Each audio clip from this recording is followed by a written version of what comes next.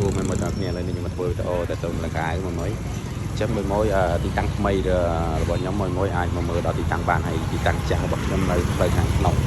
នេះមួយអានេះផ្លូវច្រកចូលផ្សារអញ្ចឹងមួយអាចមកមើលដល់ទីតាំងបាននេះច្រកចូលផ្សារជំនាញខាងកើតណាមួយហើយពីមុនខ្ញុំនៅខាងក្នុងឥឡូវនេះខ្ញុំចេញមកផ្លូវខាងក្រៅ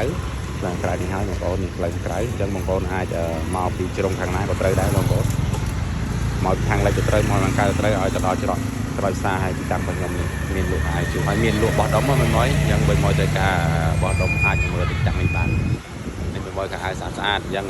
មួយអាចតាក់ទងឆាតចូល page ឬក៏ Telegram បានណាមួយហើយមានខោមានហើយមានសពុតពីរួមមកសេពរៀបឲ្យមកសេពហើយមកស្អាតអស់ហើយអញ្ចឹងមួយអាចមកមើលផ្ទាល់បានណាទីតាំងនៅក្រោយសានលឿនខេត្តសៀមរាបមួយហើយថ្ងៃហ្នឹងក៏ត្រៀមកាត់គៀបដែរមួយណាត្រៀមកាត់គៀបបានត្រៀមចូលថ្មីទៀតនោះទីនៅក្នុងបន្តបានស្រាយនេះអញ្ចឹងមួយត្រូវការ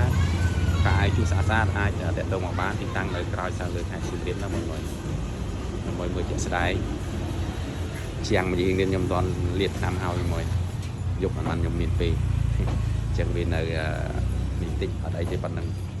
អញ្ចឹងមួយអាចចង់បានខោឲ្យអាចធ្វើការតាក់ទងមកឆាតចូល page ឬក៏ខលមកផ្ទាល់ណាសួស្តីខ្ញុំបងប្អូនទាំងគ្នាឥឡូវនេះធ្វើការកាត់គៀបខោជើងធំឥឡូវចូលមើលទាំងអស់គ្នាវាស្អាតមិនស្អាតជាក់ស្ដែងមកមើលទាំងអស់គ្នា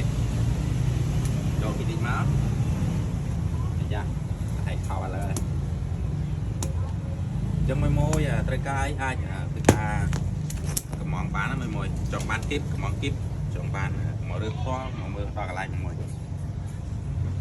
អូវាបាក់កាត់តិចខ្ញុំទៅត្រៃអត់សូវតំណង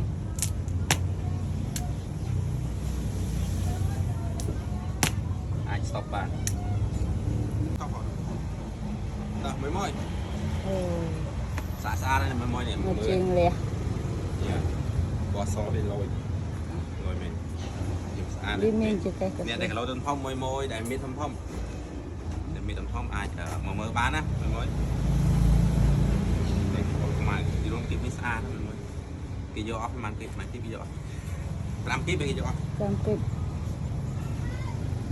ចឹងមានកាប់ពី50ឡើងទៅណាមួយចង់មករើក៏បានដែរបាទកាប់ពី50ឡើងទៅបោះដុំបានបងមើលសាច់នេះមួយនេះមួយសាច់យឺតតែខ្ញុំប្រើខ្ញុំលាបឲ្យកើតអាសាច់ស្អីមួយសាច់តែលងមួយនេះសាច់ទីនតែលងស៊ីដេក៏បានទីអត់បានក៏បានដែរបញ្ហានៅទីហ្នឹងស្អាតតោះមួយប៉ុណ្ណឹងហើយខ្ញុំជឿមានការរវល់ដល់ម៉ោងហើយអញ្ចឹងទុកឲ្យស្រីគេធ្វើការប្រងទៅបាយបាយណាមួយចង់បានអាចទៅមកបានតាមពេកគីមហួង CX អូខេបាយបាយ